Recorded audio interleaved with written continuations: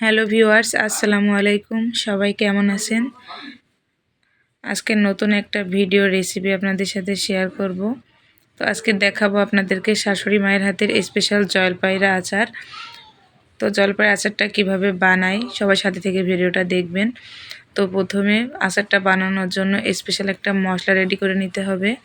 তার জন্য এখানে লাগবে মৌরি, দেশি সরিষা। তো এখানে কালো সরিষাটা দেওয়ার চেষ্টা করবেন। আর এখানে নিতে হবে পাঁচফোড়নের পরিমাণটা একটু বাড়িয়ে দিতে হবে। আর নিয়েছি শুকনা ঝাল। তো সব কিছু আমি কাঠখোলায় ভেজে ব্লেন্ডার করে নিয়েছি।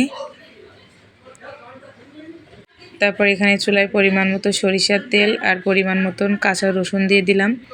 এখন রসুনটা হালকা লাল লাল হয়ে আসলে তখন জলপাইগুলো ঢেলে দিব।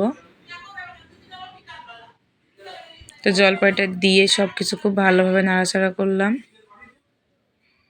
এখন এখানে স্বাদ মতন লবণ,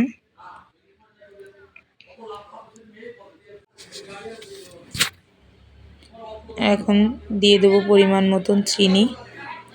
মিষ্টিটা যে যেমন খাবেন তেমন বুঝে দিবেন। তো আমি এখানে পরিমাণ মতো চিনি দিয়ে দিলাম, দিয়ে সব কিছু খুব ভালোভাবে নাড়াচাড়া করে নিলাম।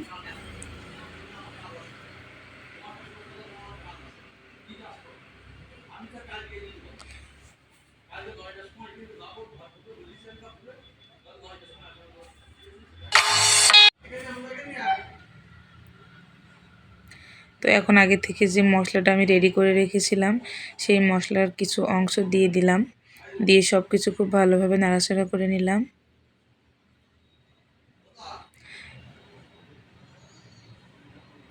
তো জলপাইটা নাড়ার সময় কয়েকটা জলপাই একটু ভেঙে দিতে হবে, তাহলে জলপাইটা একদম